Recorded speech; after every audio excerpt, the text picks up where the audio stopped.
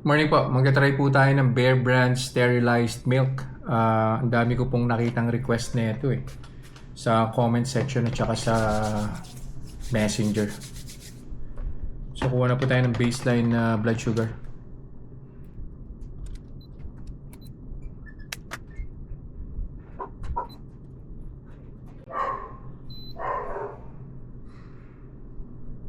$109 po yung baseline natin. 1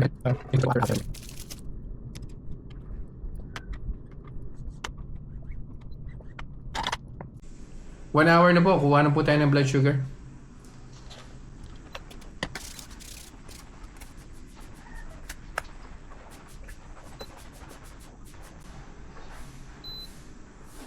Mataas.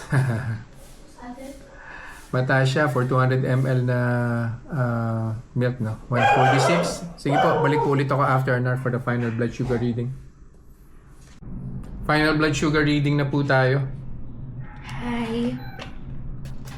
So, bago ko po ihatid yung anak ko yan, kuha po muna tayo ng blood sugar para hindi na po tayo abutin sa sasakyan.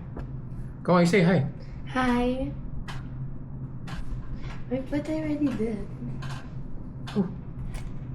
Yeah.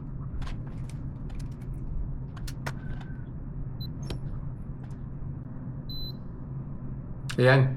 So, bumaba na naman po siya, no? 126, kaya lang hindi po siya bumaba dun sa 109 na baseline po natin. Plus, yung first hour po na blood sugar spike, it's 146 if I remember that correctly. So, mataas po yun for 200 ml na gatas. So, hindi ko po siya pwedeng i-recommend. See you guys in the next vlog. Bye-bye. Bye-bye.